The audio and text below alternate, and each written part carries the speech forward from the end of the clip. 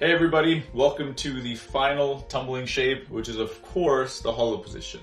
Now I know if you've been following along this journey from the very first video, which was handstand. First of all, I want to thank you for following along and sharing this or all these videos with your fellow athletes and coaches and stuff like that. I really do appreciate it. And if you've been guessing the hollow position this whole time, sorry for the tease. I did want to put it near the end to kind of, give it a challenge, give you guys a challenge. So if you guessed hollow and, the 6 posters that I'm giving away haven't been given away, I'm going to be selecting a person at random and you will be getting your poster. So let's quickly first jump into the 4 things that I look for in a good hollow shape, okay? We all know why hollow is important. I'll give you a couple examples, but generally we know, okay, why the hollow is such an important shape.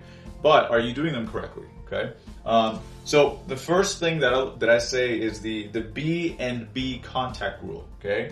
Can you guys guess what that is? It is the butt and the back contact rule. So when they're on that floor, okay, the only thing that I want touching, if this is the floor and that's them, is their butt and their back, okay? And also a lot of times what happens is they'll pike too much, okay? Kids will come up way too much, and instead of looking like a banana, as is also known, it'll look like a V, almost like a V snap, okay? So the butt and the back contact rule, they should be feeling that. If they can't feel it, they have to engage their core. You might have to, go and fix them manually so they can get in that position if they're new. A lot of times hollow is hard to hold unless you've, been in it and you know exactly what it feels like. Then you can kind of squeeze and then reiterate that position later on. So in the beginning stages, it can be kind of tough.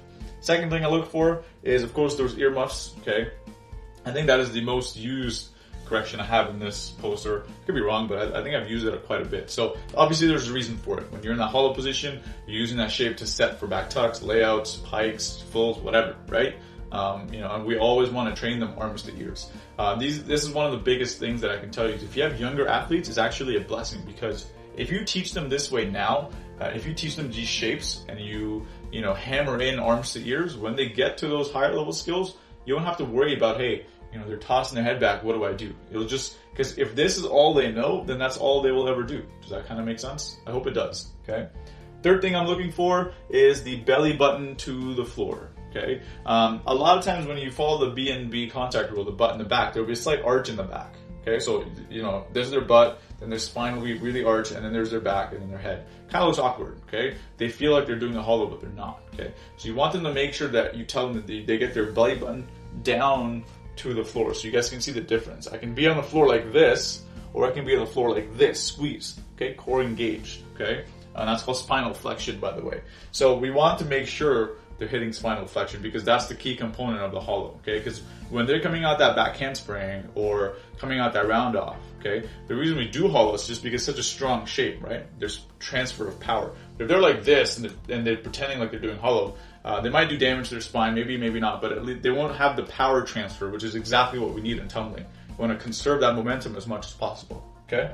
And obviously the last thing we're looking for, the 4th key, is those mermaid legs, which is keeping your legs as tight as possible, toes pointed, and the elevation is the other thing.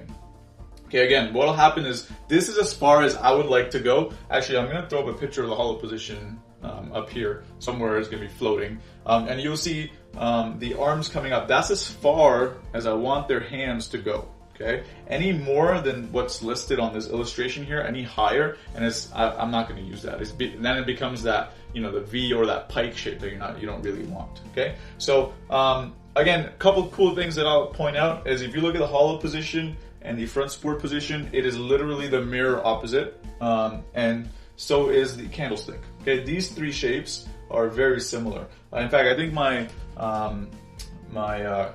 designer pretty much said that he took the 3D model from the front support, just kind of flipped it upside down, and he had to do very little modifications to hit the candlestick. And he took the candlestick and he flipped it, did again a couple little changes, and boom, he was able to hit the hollow. And that's how you know a shape is really good. So if you have really young athletes, like around 5, 6, 7, 8, and if they're holding their hollow position or they're holding their front support, take them and like physically flip them and see.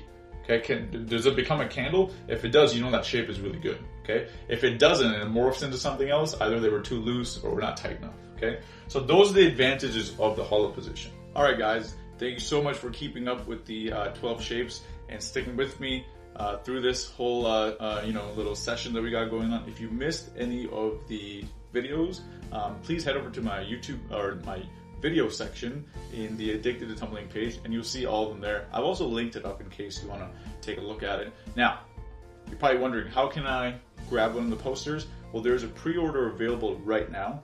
If you look in the video description, there's a link right there. They will be going into production May 18th, and then a couple days after, they'll start shipping out. For those of you who pre-ordered the Shapes poster, there's going to be a bonus video included where I talk about how exactly I implement them into my plan, how I run tumbling classes with the shapes involved, when to use them, when not to. There's so many ways to use them. So I think you guys will find this video very valuable. Again, it's available to everybody that pre-orders. If you already pre-ordered it, don't worry, you will get the video as well. And should you have any questions, please throw them in the comment section below. Let me know if there's certain shapes that I missed. Did I miss anything? Is there anything that you would add? I would love to know. I'd love to start a little discussion about it. One of the things I say about these 12 shapes that they're not written in concrete. I like to use 12 just because the way I've been coaching, the things that I do and the skills that I teach. If you find that you have 14 shapes that you want to use, awesome. If you think that you only need 6 or 7 or 8, that's awesome too. I know a lot of coaches that say, hey, all I need is 8 shapes and I can do everything. And they're not wrong. So, it's nobody's wrong here, okay? It's just how are you going to use the system that I've developed or system that you've developed. So I hope you guys find value in that, and I look forward to talking with everybody very soon. Take care, guys.